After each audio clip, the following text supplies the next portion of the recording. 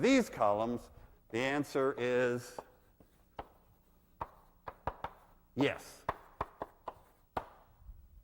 This matrix is, this matrix that I chose for an example is a good matrix, a non-singular matrix, an invertible matrix. So those will be the matrices that we like best.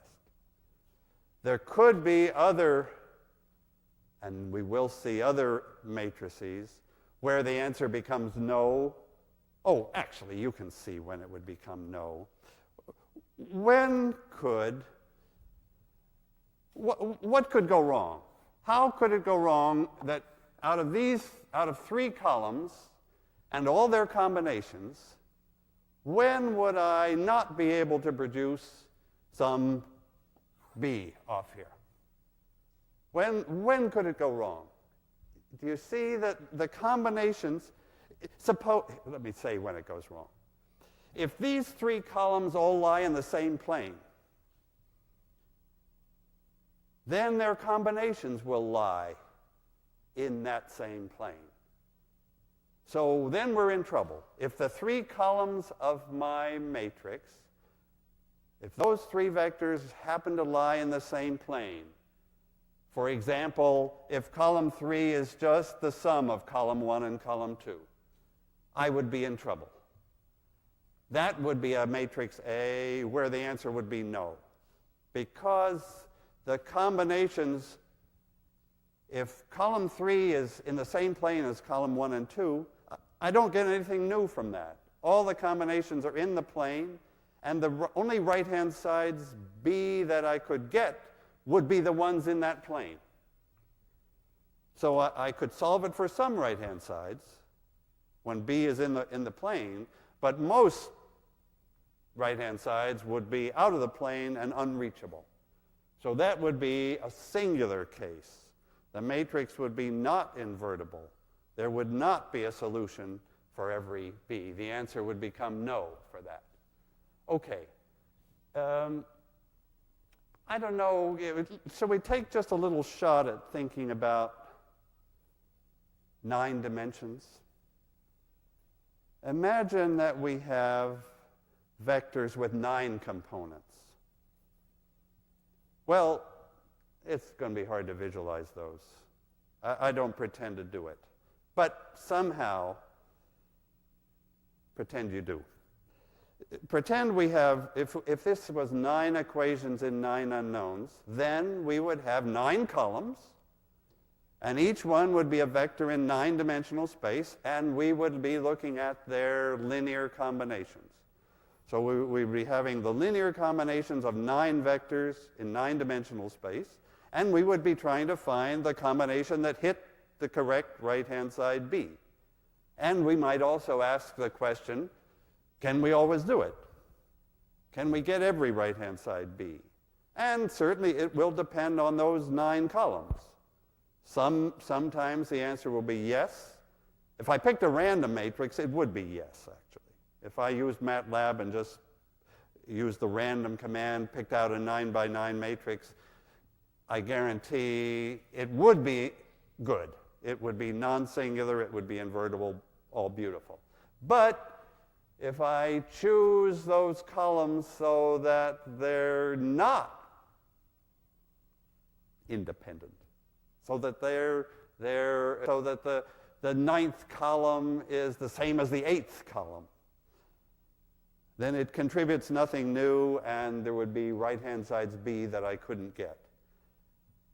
Can you sort of think about 9 vectors in 9-dimensional space and take their combinations? That's really the central thought that you get kind of used to in linear algebra, even though you can't really visualize it, you sort of think you can after a while. Those 9 columns and all their combinations may very well fill out the whole 9-dimensional space. But if the 9th column happened to be the same as the 8th column and gave nothing new, then probably what it would fill out would be, I hesitate even to say this, it would be a sort of plane, an 8-dimensional plane inside 9-dimensional space. And it's those 8-dimensional planes inside 9-dimensional space that we have to work with eventually. For now, let's stay with the nice case where the matrices work. We can get every right-hand side B, and here we see how to do it with columns. Okay, there was one step that which I realized I was saying in words that I now want to write in letters, because I'm coming back to the matrix form of the equation. So let me write it here. The matrix form of my equation, of my system, is some matrix A times some vector x equals some right-hand side B. Okay. So this is a multiplication, A times x, matrix times vector. And I just want to say, how do you multiply a matrix by a vector? Okay, so I'm just going to create a matrix. Let me take 2, 5, 1, 3. And let me take a vector, x to be, say, 1 and 2. How do I multiply a matrix by a vector? And just think a little bit about matrix notation and how to do that multiplication. So let me say how I multiply a matrix by a vector. Actually, there are two ways to do it. Let me tell you my favorite way. It's columns again. It's a column at a time. For me, this matrix multiplication says I take one of that column and two of that column and add. So this is, the way I would think of it, is one of the first column and two of the second column, and let's just see what we get.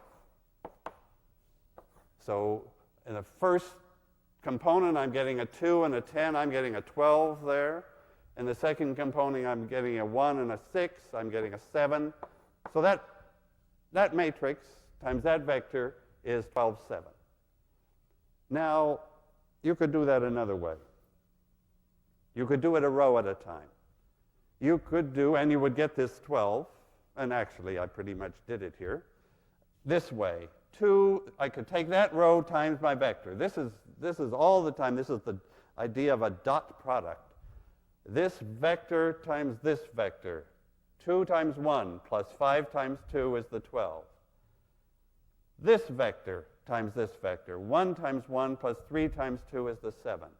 So I can do it by rows, and in each row times my x is what I'll later call a dot product. But I also like to see it by columns. I see this as a linear combination of the columns. So here's my point.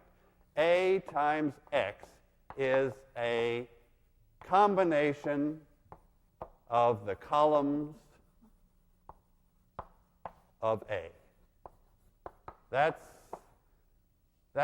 how I hope you'll think of A times x when we need it. Right now we've got, with small ones, we can always do it in different ways, but later think of it that way. Okay, so that's the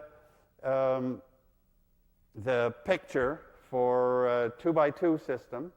And if the right-hand side B happened to be 12, 7, then of course the correct solution would be 1, 2. Okay, so let me come back next time to a systematic way using elimination to find the solution, if there is one, to a system of any size, and find out, if elimination fails, find out when there isn't a solution. Okay, thanks.